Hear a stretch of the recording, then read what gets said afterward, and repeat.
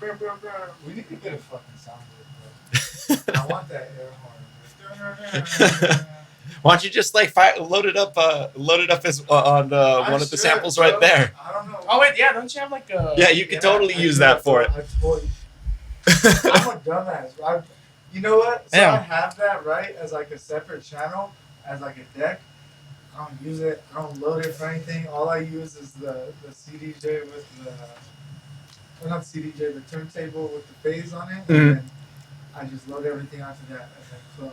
Yeah, like for the Twitch streams that we were doing, we bought the Pioneer sampler, and that was we've literally only used it for that and have never really used it before. But if we ever book a DJ that has that on their tech writer, we got it. Oh, that's you don't gotta source them out anywhere else. You got them already. Yeah. The only thing I ever have to source out that we commonly get asked for is Zone 92. Zone 92, what is that? I'm not too familiar with that. It's an analog mixer with a 4-band EQ. It has no onboard effects other than like a 7 to 12 filter. So it's kind of got like a very wide band. It's genuinely used mostly by like techno and like minimal producers. It's very popular in Europe. Oh, okay. Yeah, I know like in techno they use a lot more like the gear outside the mixer. Like they use samplers, they use beat pads, they use like a bunch of like, or even like actual like synthesizers. I've seen like live sets where I mean actually recreating the sounds of techno. Are you a techno head by chance? Like, do you listen to techno music a lot? I mean, I dabble. Okay. I dabble in it. I definitely wouldn't call myself an expert when it comes to that, but I have been to a couple techno shows where I enjoyed myself. So I recently seen that Insomniac has been booking a lot more actual hardcore techno acts. So they booked, especially at Escape. Yeah, they booked 999 or however you say his name, and he's like a bit.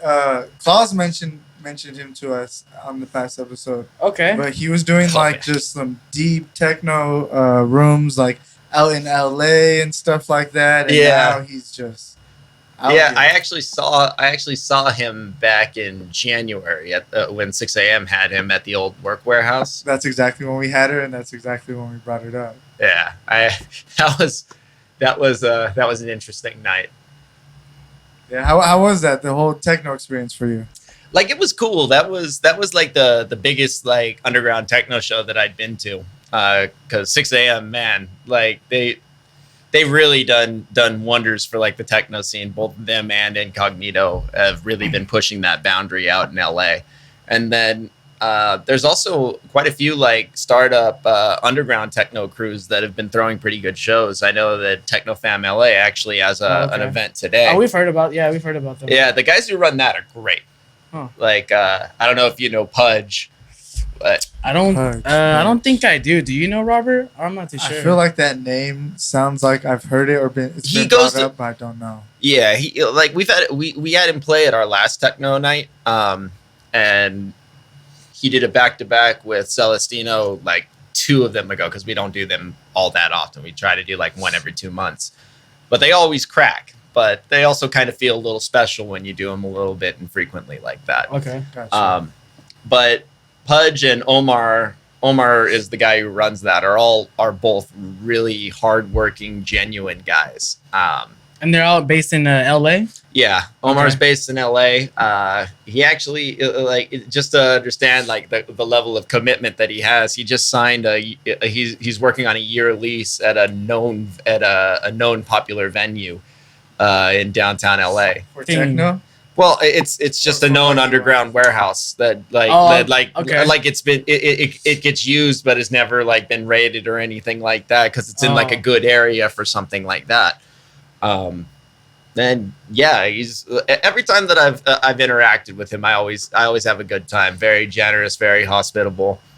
When I was with him like a couple weeks ago. When I just ran into them and ended up hanging out with those guys for a lot of the night.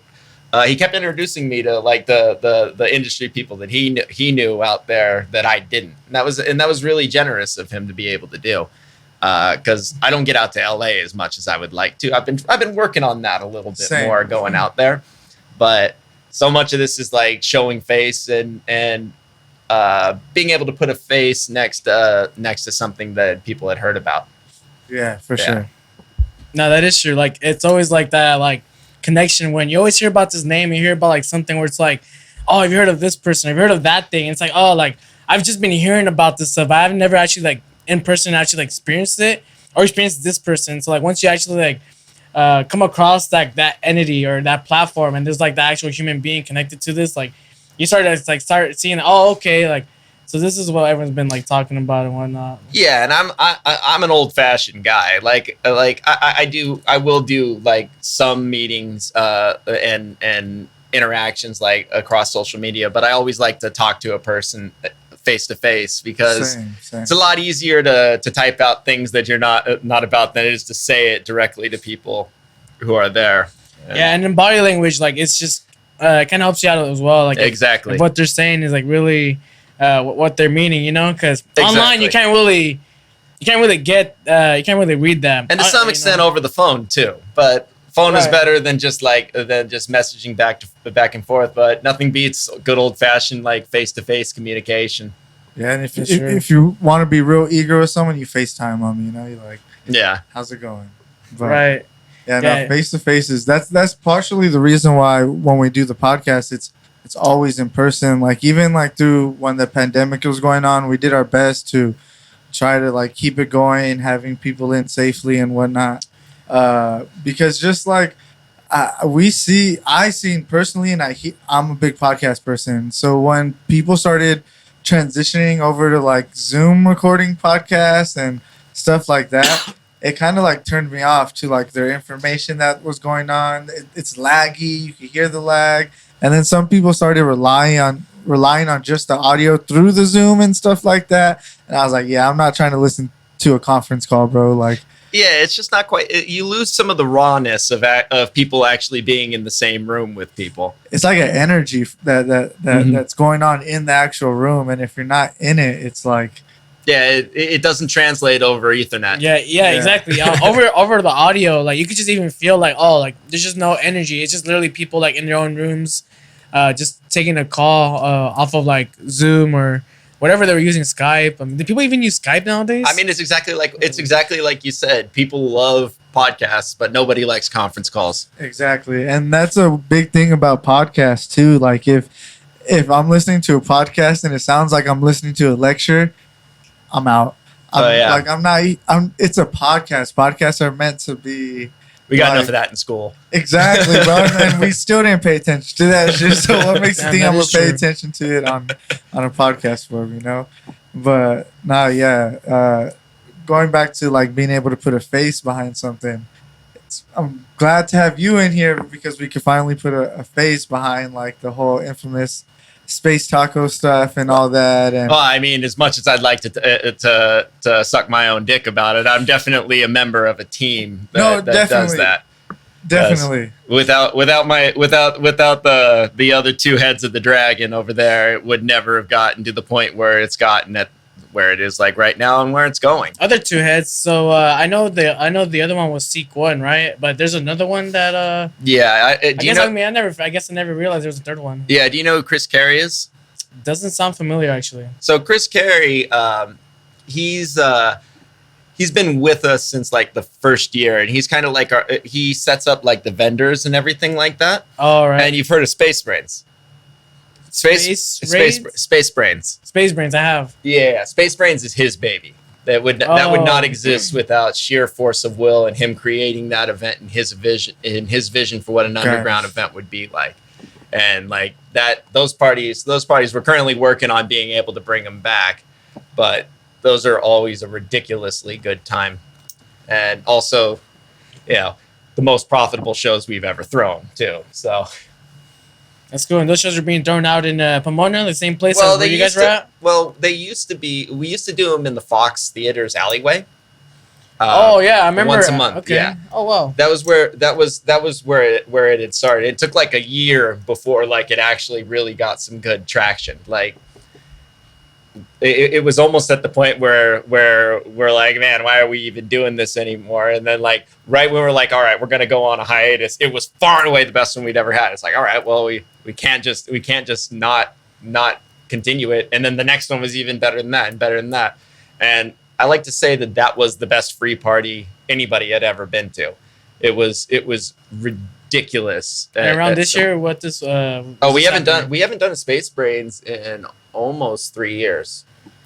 So like 2019. Well, like after 2019, like right before COVID happened, we had moved the party. Instead of doing it every month, we were going to do it like a quarterly, like once every 3, and it was a full-on warehouse party in LA.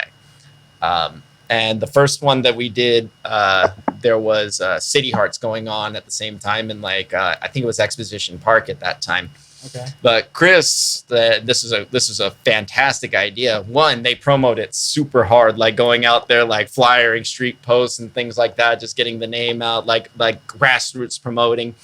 And he likes to go to like Moon Tribe and all the Desert Underground stuff, where he's like fairly well known in those circles too. All right. But they did that, and then he also curated like a bus to go to where the Desert Heart this thing was, and offer people rides back to where our party was. Okay. And quite the host this guy was. Damn. Hey, it's what you got to do. It's what you got to do. Like I said, it's kind of like me, Chris, and the other Daroh all kind of look at things slightly different, but that's also a strength, because a lot of times someone will see something that the other two might not have, and it's definitely been a big asset towards continued and sustained growth, because it's fucking hard out here when you're throwing events. Facts. And the landscape is always changing, bro. There's always other competitors and always other people saying, I can do it better just this way and that way. And it's good. It's good for, I don't want to say morale, but it's good to have like a little bit of competition out there just to keep you on your toes. I love innovating. I love seeing other people doing big things in this area too. In a way, it's actually one of the things that I'm most prideful about, because when we started this back in 2015 was the first one, December 2000. The first Space Taco? Yeah, the first Space Taco was December 2015. And house-wise, there was nothing out here. If you wanted to listen to house, you'd have to go to Orange County or LA. That's facts. it. That's big facts. Even though and like a lot of people would look at that and be like, okay, that's never going to work. But that's a huge potential market that nobody was touching at that time, man. It took us a while to actually be able to touch it like significantly. But once we did, other people like kind of started popping up and like actually developing the scene out there. And that's great for everybody. In Pomona, right? Pomona, in Pomona and in the IE in general. So let me ask you, at that time, outside the house, what was predominantly going on at that time? That was the tail end of the EDM boom. Okay. In the early days, we had to specifically tell people no big room, and we definitely had to pull a couple of USBs for people who decided that no, they haven't heard my big room. There's always those people, right? Oh, no, they haven't heard my version though. I got you. Well, I mean, like these days, it's not so much of a problem, because I don't like to tell people what they can and can't play. If I book somebody to play and they don't play something that I wanted them to play, that's on me. Like, you should never ask people to do something other than what they're comfortable with. That's facts. But but in like the early days, because like we were all just bedroom DJs at that time who were hungry and looking for a place to play. So that's kind of like something that we've learned, and just through doing this as long as we have. During that time when you were starting, if you wanted to go to like a house show, do you remember any of the like names or any of the shows that were going on that you remember? Oh yeah, absolutely. So I'm from Orange County. I want to hear it now. So I'm from Orange County. So after I first started getting into this, I used to go to Focus like in the earlier days. Okay. When I say earlier days, that was like 4 years into their run. And I remembered like some of the stuff that they were doing. They would have like nights where they'd invite like dance crews, things like that, whatever they could to get people in there, and the music was always quality. I remember, I don't know if you remember the DJ Switch, but he was an original member of Major Lazer. Like for that, I don't. Yeah, for that first album, it was I can't remember the names of the rappers, but Diplo and Switch were. Oh yeah, I know exactly what you're talking about now. Yeah, those were and like that was really cool to see. I remember I still remember the dude just like chain smoking fat indoors at that time. That just shows you how long ago this was. Vibes, bro, vibes. Oh yeah, man. Oh damn, that's wild. But that was always what we wanted to be for like this section, because it's kind of like a triangle for this area. And like OC, there's a bunch of there's like a lot of people out there. LA, there's obviously a lot of people, but there was never really anything out here at that time. Like there used to be like shows at like the Glass House and at the Fox Theater, but nothing like super consistently. Those were just venues that people used to throw shows from time to time out here, but never anything like that's like really creating like a scene. Do you think like have you seen since pandemic a boost in like the demand for these type of shows? There was at first, for sure.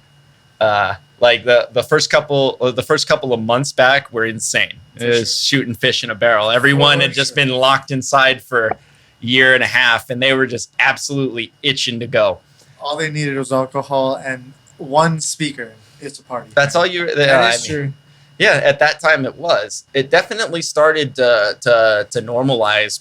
I'd say probably around like Halloween. After that, it definitely like tailed off, where a lot of the people who were going out at that time, I don't know if it was some of them, it's like they were going out and they realized that in that year and a half, they were like, oh man, I got old during that time. Hey, that's true, huh? Because if I really think about it, a whole year, that could be the whole tail end of some people's, like, that they didn't really know, but that could have been you might have lost your youth. You might have lost your youth, and you can't recover the same way that you used to. That's something I never really thought of, because I'm still kind of sort of young, so like I never really thought about it. But I'm thinking now I'm 26. I'm thinking, what if I was like 28 at the time, like getting and you come back and you're on the wrong side of 30 now. Yeah. I don't know how I feel about that. I really don't. Like, I was forced into this, bro. Like, I didn't want to transition. Y'all made me transition. Well, I mean, it nothing really changes. I say this as someone on the wrong side of 30. You just learn to adapt what you can do and what you can't do. Got you. Like, I used to be able to do multi-day benders, and I can't anymore. Now I can do. I'm good for 24 hours, and then I need to go to sleep. I feel you on I'm not even 24 hours, fam. But when I do that, it takes like 2-3 days to start feeling normal again. I feel you. Yeah, it's just the recovery periods take longer, so you have to pick and choose your battles. Yeah, so I brought all that up to say, like, I do see now, like, right post-pandemic, this is the most EDM I've seen in the Inland Empire, period. Like, this is the most shows of EDM type, like, bass shows, house shows.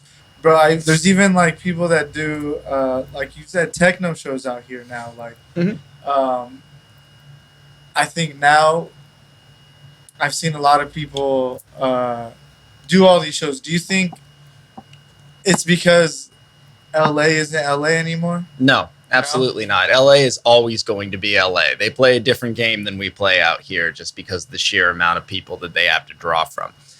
What I theorize is festival and EDM music was kind of like a gateway drug for a lot of people. That kind of got them in the doors and listening to similar stuff. But after a while, it kind of starts getting old. And a lot of times people start branching off into more refined pathways of like electronic music. Like, not too many people get into it and are immediately fans of classical house music. Like, what the hell is this? But that's definitely what I would consider an acquired taste. eventually, like if you realize that hey, this stuff's actually pretty cool and it'll touch you in a certain way, or if you're a bass head, or if you're a trance head, or if you're a techno head, a lot of times people get into it and then they realize like what they like, because our tastes are constantly changing, and that's what I think it is after like the festival boom and EDM and like the raves actually becoming mainstream. There's just a lot more people that have grown up on it, a lot more people that have been listening to stuff like this. So now there's more of a market for, I guess, more niche styles of music and more boutique shows, like smaller shows. People are interested in coming out to that stuff a lot more than they would have been before that stuff happened. It's why I can never really hate on like mainstream music, even if it's something that I myself don't like, because in the grand scheme of things, it's great for everybody. Yeah. Yeah. I don't want to transition this yet. I could. That'd be a perfect transition point for something. But no, that's an interesting perspective to think about. I didn't even think that, like, how you brought it up, the festival boom. Do you think we're past that now, the festival boom, or do you think we're still in the thick of it? I think they're only going to keep getting bigger. There's more and more big festivals and everything, and as long as Coachella has its pink tent that's booking people, and there's EDM and there's festival DJs playing at all the big clubs in Las Vegas, it's not over. It's just not. Maybe you could say that maybe it's plateaued, or it's not rising as meteorically as it used to be, but it's still way up there compared to where it used to be. Like it. They definitely. I don't think they've lost anything. And if it is, it's mostly because there's just more options and people like finding new things. Because I know Desert Hearts this last year, at their old site before they moved, the cap on tickets were like 3,000 heads. That's why Desert Heart tickets were always really hard to get if you didn't get them immediately. They did over 10,000 people at this last one. So in terms of festivals and stuff, I'm gonna relate it to iPhones. So you think right now we're at like iPhone like 8 right now? Pretty much iPhone 8 is when everything pretty much got there, and now we're just refining it. It's hard to really be able to predict where the bubble is going to burst. Ooh, okay. I mean, is there a chance that people will get burnt out on this stuff? Of course, that's how it is with any type of music for the most part. Like you don't hear people making too much classical rock style of music anymore. It's because stuff changes. But does that mean that like festivals are gonna die? I don't really think so. I think they're just gonna translate to whatever is like the new style of music that people are making. It's crazy you say that, because I think right now a lot of people are catering their music for a festival crowd. Like I see it a lot in like pop genres and like hip hop genres. A lot of that music is made for them to go perform in front of like these mass amount of audiences and stuff like that. It's really like not until you meet these really refined artists that really just like their art to where they make their shows cater to like a show and actual experience. Because there's not really those artists like that. As much as we'd like, there's not. There's only the artists that go to these festivals and play on those lineups, and those are their goals. Well, I mean, it just depends. It's like there's just different styles for different settings. Like, well, I remember like when the Drake album, the most recent one, came out. A lot of people didn't really care for it too much and thought that he was kind of just trying to hop on to whatever the next thing is. But like, is that really a problem? Like, what happens to people who've never like you got to look at the big picture here. Like as someone who throws events, I think that's great. Like, what happens to people who had never really taken the time to listen to something that's like very, very house inspired, like pop music wise, and they listen to that and really like that. Everybody's different, but I always like to pay attention to who produced stuff. on different artists, so I can like start seeing other things that they have produced. Because like when music sounds good, I think music sounds good. And surprisingly enough, 6 of the tracks on that Drake album were produced by Gordo. Yeah. Yeah. I didn't mind. I really liked the whole Drake album. I liked it because I knew what it was for. Like I said, I feel like that was catered for a festival style type audience. Like it was meant for you to be in a crowd with a bunch of people, not really. That I wouldn't even say that music was club music. Yeah, either. it's not. Yeah, it's not like the very few of those tracks in their original form are something that you can just go ahead and play out. Like if you're inside a nightclub, it's definitely a little bit different of a vibe. And I want to even take it a little step further. Even with Beyonce's first part of her Renaissance album, like that is also catered for. I wouldn't say that more festival, but it's also catered toward a specific crowd. That's not club specific. That's I don't know if maybe you guys are know what like runway music is. Like that album is very runway music. Like I can see that. High classy runway music. Yeah, I can see that. So it's crazy to see that now. Like all these people are creating their music for a niche, but in like a more mainstream, appealable way. Yeah. But I mean, that's what every producer is trying to do for the most part. If you're whatever the sound is, like if you have an idea, you should always pursue it. Definitely. When's the last like personal artist show you went to? Personal artist show. Like, what do you mean by that? Like, say, like a show where it was the headliner that curated their show. Like, you know, when an artist goes on tour. Oh man, like one of those shows. I really don't go to a lot of like bigger shows like that. Okay. It's mostly because like I've been doing this for long enough, so the shine's off a lot of the times as far as like appointment viewing. There are definitely like some artists that I would love to be able to catch, and that's mostly because they just never come here. But like usually when I'm catching like a big name artist, it'll be when they randomly show up at like an underground as like a special guest, which happens all the time in LA if you know where to go. Or where do we go? Huh? Where do we go? Well, Bump City is actually a really good one for really cool special guests to show up in a. That's Harvard Bass's show. He had me out he threw me on the list. Last one that he did about a month ago. There's actually one today that they're doing, but like the special guest was Oliver Dollar, who had just played over at Academy 2 weeks before that. And he's actually one of my favorite like house music artists right now. So that was actually pretty cool being able to chill back with them, because Harvard Bass, and I feel like he kind of doesn't get the love that he deserves out here, because you say out here, you're talking about SoCal or just IE in general? SoCal. Okay. SoCal, like in LA, like he tours all over the place before, and he gets bigger crowds than he does like out here.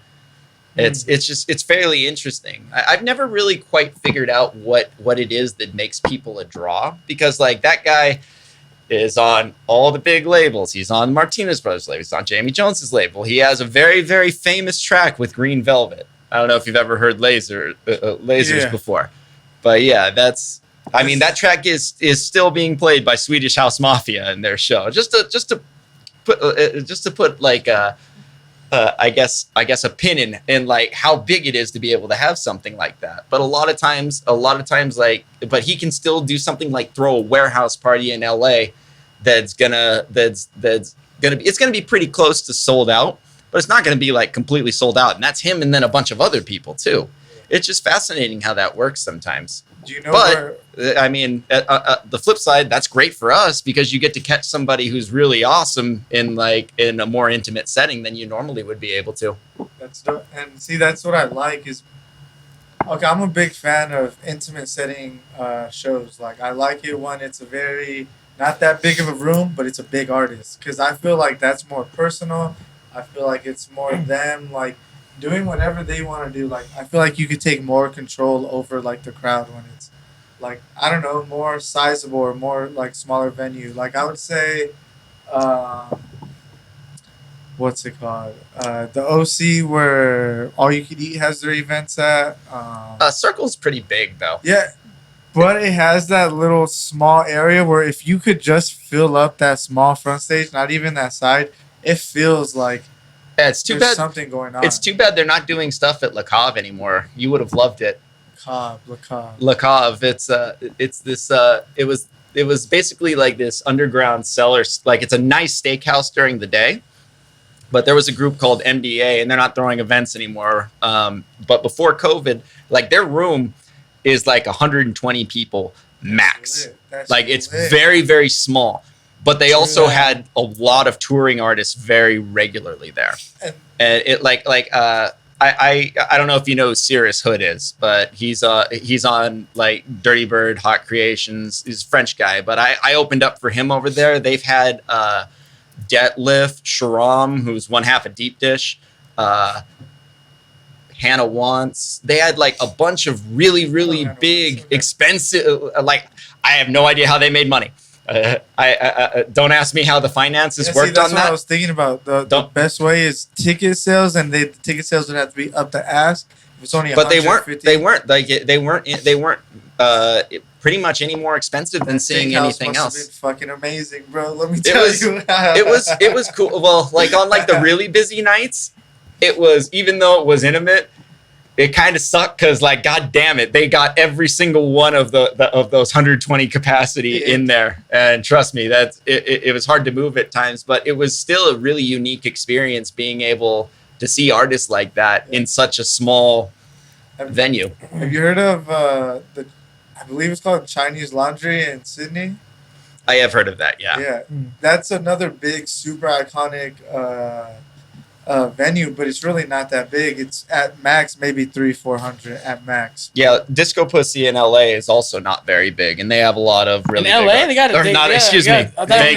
Vegas, yeah. Excuse me. No. Discopussy in Vegas is another really awesome venue. I feel like Discopussy is like the amount and like the capacity. I would say like that's like an intimate show for me.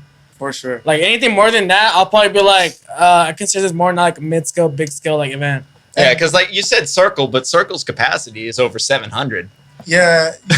Honestly, I would still consider that like for me, small, so intimate. Right? Like, but it's because they have like that area that's like on the high rise, right? That's on that side. If the bottom surface area, and they just have that middle section. It could be a real, like that's what I was thinking. Because when I went to the techno night, that's how it was, and I was like, that was Did you ever go to Focus when it was out there? I did not. Yeah, Focus is one of my favorite gigs that I've ever played. I'm happy I got it in before they stopped doing shows, because that was like on my bucket list as far as gigs go. And I got it in like the year before COVID, and that was actually really, really cool to be able to do that, because in a lot of ways it was like, hey, you're getting somewhere with this stupid fucking dream of yours, where you're actually starting to play shows that you imagine that you had wanted to play. And that's a really cool feeling. Like that's a feeling that you can't just go out and buy. So let's go off of that. What are some shows that made you feel like that? That one, when I got to play the secret stage at AMFAMF was probably the coolest night of my career, and thank you, Mr. Kool-Aid, for setting that up. But so AMF was like a 2-stage festival in Row, downtown LA.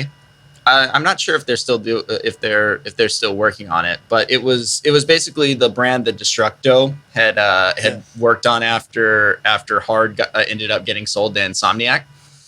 But it was a two large stage festivals, and then they had an unannounced like secret stage. And the way they had it set up was like one of the cooler things I had seen.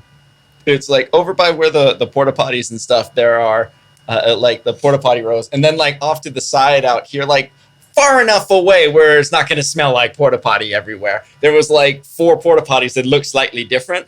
One of them was a door that led to a unannounced third stage that had that a bunch of people just randomly showed up for. Like Diplo ended up going and playing that. Like a bunch of like the artists were doing like back-to-back sets and stuff, and it was not a very big area. It's like there was only like probably enough for like 150, 200 people there. So like if you got into that, like it was a vibe. So I got to open that set up with Seek One. I imagine Diplo just going like up to you, hey, back to back, bro. Fuck, fool. It happened. Kool-Aid did play back to back with him during that. Yeah, that guy's a legend. Imagine someone's like, nah, I don't go back to back. Some people do that. That's but wild. There's etiquette to it. Do you like going back to back? It depends. It depends. There's etiquette. I really do. I really do like going back to back as far as like the ones with like 2 or 3 people. Okay, that makes sense. With like 2 or 3, and then sometimes just with like another person, it is fun. But you have to be able to have the chemistry, because some people just don't have the chemistry, and it just doesn't work sometimes. But other times, like there will be like off the cuff back to back sets that are just magic, where it's just a full on vibe. So like I do like to do them from time to time, but I usually like to know if I have like some chemistry with the other person. What's the limit you want to see a back to back? Huh? What's the limit of people you would prefer to see? It depends who the people. It just depends who the people are. So you'd be okay with like a 10-person back to back? It depends who the people are. Yeah. Okay. It's gotta be quite the cast. Because honestly, I've been thinking about it, like, because I've been seeing a lot of lineups that announce a bunch of back to back to back to. Well, have you ever seen what happens for the last set of Desert Hearts or Dirty Bird? No. It's literally that. It's a 10-person back to back with like a bunch of like the artists that were playing on the festival, and it's always awesome. Okay, that would make sense if they're all artists that were booked, on the lineup already, and then they're all playing back. I mean, that sounds cool, but I'm just trying to think, if I don't know all of these people and they're on a back to back. I assure you wouldn't know everybody who's playing at those either, because both of those people, both of those festivals definitely book people that are on the come up, that aren't like established names like everybody else too. Especially like Desert Hearts. A lot of people who do that one are like San Diego local DJs, and that's really cool that they do that. That they get a chance to be able to play 1 or 2 songs out in front of like all the crowd as they do that and just vibe with everybody. Yeah. I was just thinking like, but they definitely are vetted where whenever they play, like they know what they're doing. They obviously got on that lineup for a reason, right? Whether it's their music or DJing, either way. But I'm just thinking like, if I seen a lineup and it was just a bunch of people that didn't relatively know, that'd be a disaster. And then I was like, okay. Yeah, if you did something like that, if you did like a big gangbang back to back like that, and they were just a bunch of random DJs out there, it would absolutely be a disaster. So like you'd have to curate that pretty carefully. Like exactly. Even I actually don't book a lot of back to back sets unless if they do, and if I do, I tell them you need to practice at least once so you guys get a general idea of what's coming and knowing how to do that, so you're not tripping over the mixer and fighting like there has to be like a flow and some chemistry. Yeah. So let me ask you this, because it's happened to me. I'm sure it's happened to you. Have you ever been booked for a gig and they're like, but you have to go back to back with this person? Nope. No, or you've never done it, or that's never happened to me. Oh, okay. I've never done that before either. Like they know that if I do book a back to back, they know who they're playing with well in advance, so it's not like a surprise. Because like for our New Blood night, this last time we had more good applicants than we had time slots for, so we booked 2 pairs of people back to back. Where they had like similar sounds in like their mixes, and we knew that they were local to each other, and both of them ended up going really well. And then to make it up for them, those are the people that I've been trying to book solo since then, so they get like a solo gig too. Because I don't want like they definitely sacrificed a little bit, because obviously when they joined the competition, everybody wants to do it on their own first. But if doing a back-to-back is probably better than not doing it at all. But at the same time, I also want to give those people a chance to be able to do it solo too. So yeah, I say that because there's been times where I don't want to necessarily say I've been blindsided, but they're saying, but I've been to the point where like, oh yeah, like I'll book you, but you have to go back to back with this person. And I don't know that person, and I'm just like, so I don't know if that's something that people should necessarily say, yeah, I don't mind, or they should be like, no, I. It also depends how comfortable you are playing, mixing in and out of music that you don't know. Facts. Like there's like some people I know really struggle with mixing songs that they don't know, and other people just like kind of just see. Throw me in there, fuck it, I'll do whatever. Yeah. And there are people like that could just, you throw them in there with anyone, they just fucking, they got the playlist. I like those DJs. I mean, there's some. I pride myself on being one of those DJs where I can go back to back with like a wide variety of style to a certain extent. Throw me in with like a drum and bass DJ. Yeah, see, that ain't going to work. That's the thing. Like I want to say I try to be as versatile as possible, but then I'll say that and then someone will be like, all right, trance DJ right there. And I'm like, all right, bro. Like, I can do trance. Trance I could do because I got a lot of techno that plays, and a lot of techno and trance aren't that different musically.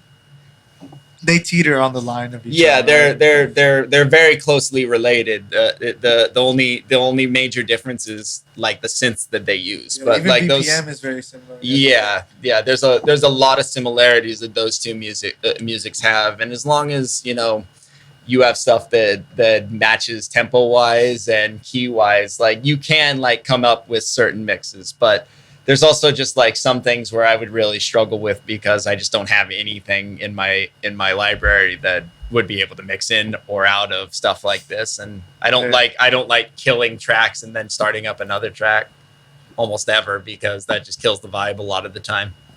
I was like, when you said that, a bunch of moments hit my head where I'm like, damn, I killed a vibe that time.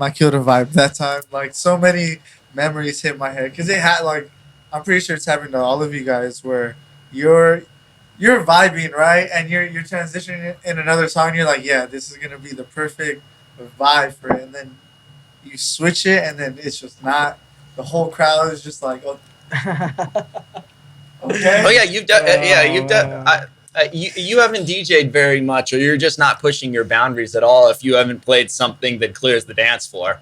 It's gonna happen, but that's also there's also well, it's not. No, that's experimentation. That's not a failure. You're just finding something that doesn't work. And it also doesn't mean that you can't use that song again. Sometimes to the same crowd. It's just in the way that you presented it, it didn't work. And now you know that like should the situation arise again, you won't make the same mistake because it hurts. It's a scar. It's a positively scarring moment. It scars you, but in a good way to where you'll know. Not doing that again.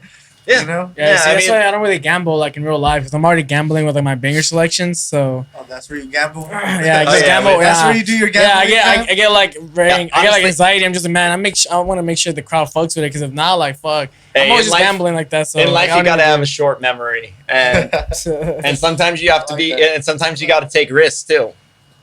Yeah. I feel like a lot of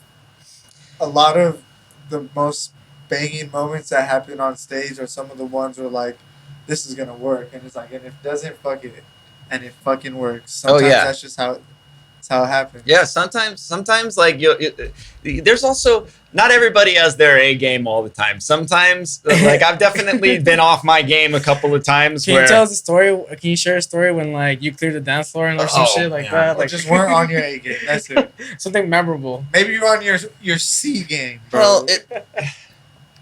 Well, it kind of happens.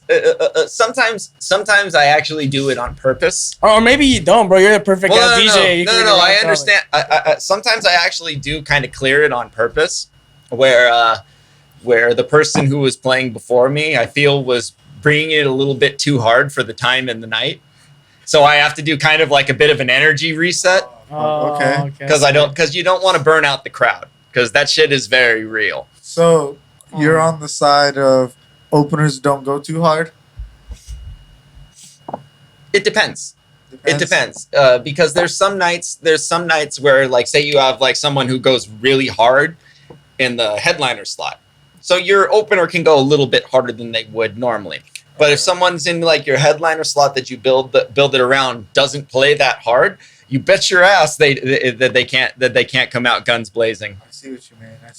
So like if but again, like I usually book people in that slot who I am confident will be able to know their role. Yeah. See, and that's and if they do play a little bit harder than I would have liked, that's not on them. That's on me for booking them there. And see, when that whole conversation of openers shouldn't go that hard, when that whole thing arose and whatnot, the biggest overlooked factor of that was, bro, that means the person that was running the event, whoever was throwing the event, that's their job to do.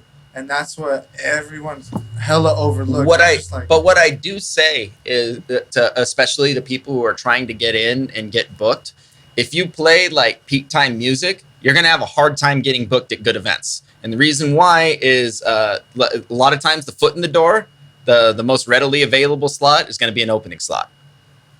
So even if that's not your style, it's not a bad idea to learn how to do it properly, because I assure you a lot of people do care about that, because like like burnout, energy wise, burnout is real. That's facts. Like if we have somebody at the 10 p.m. slot who's playing really hard, the club people leave earlier in the night than they would if the night flows how I like to build them. So that's 100% true. If I was just a DJ though, and I didn't have no mentality for people who threw shows or anything like that, I would see that as a good thing for me. Just as a DJ aspect, if I didn't know the other half of that, right? Mm-hmm. Like, oh, yeah, I just did my thing and I shut it down after me. Well, like, that's good, right? But that's not in a bigger scheme. The bigger aspect of it is, no, it's not good because that whole event was not as great as it should have been, you know, because you made people go home at the end of the day. Well, I mean, like I always like when usually like at the end, if they want to start playing, start kicking up the energy of that opening set, by all means, go ahead. The last 15 minutes, that's when you kind of want people to start coming over to the dance floor, and you do have to like start picking up the energy over there to kind of bring them in. That's wild, yeah. But so as far as like openers shouldn't go as hard as they can, I don't necessarily believe that, but I do think that a big part of being a DJ and a professional is recognizing the crowd that you're playing to, the room, and then your role in the night, because the most important set of our night is not the headliner's set. Like that may be the one that people get down to. Most important set is the opening set, for sure. Because if it's done correctly, the night flows really, really nicely. If it's not done as well, it's a little bit more clunky. So, and again, I usually like to book people that have a little bit more chill taste in music that they like. If it's like if it's like, even if they may not normally play that, because I assure you, I don't play the same way. Depending on venue and crowd and who else is on the lineup, it changes very much. But yeah, I just think that it's really important that people are aware of what their role is in the night. It's crazy because when you say the things you say, they're absolute like facts. Like there's nothing wrong with anything you said, but those are rules that are like unspoken rules of DJs that you just have to learn, like as you go through this. Like those aren't rules that are in a DJ rule book that say, oh, if you're opening, don't go, you know. That's not like, well, it's also interesting because like there's also different levels of opening sets too, because like for instance at Space Taco, we start at 9, nobody shows up at 9, nobody. So like that first hour, that first hour is basically, it's a dead hour for the most part. So like actually what we're doing right now is after our last meeting, we've invited people to basically just do open decks. And there's no rules on the open decks. It's like play whatever the hell you guys want over there. But it's cool because like all those people who show up to that, they start seeing like the same faces, and then they all become friends afterwards. And making friends who have similar goals to you is so important to going anywhere. Here, it's kind of ridiculous how much that matters, and that people don't realize that. So like, but if you're trying to get out and you have like an opportunity to do open decks at a place, just go there semi-regularly, make a bunch of friends, and you never know what's going to grow from that. You never know which one of those open deck peoples are really about to be that person, you know, that's really about like, that's on their A game, that wants it just as much as you want it, you know. And it's also really easy to make friends with people who have similar goals than you do. And it's like, that's something that you guys have in common right off of the bat. And music. So easy to talk to them too. Hey man, that was a cool track. What track was that? Oh yeah, thanks man. No, I'm not gonna give you my track. That's like my low-key track, bro. Like, why do you want to know, fam? AM mode, dog. AM mode. Yeah, but that guy ain't gonna go anywhere. If that's how you act and you're at the open decks, I mean, like, you ain't going nowhere, man. Doesn't matter how good. Oh, whatever's bro. Whatever's bro.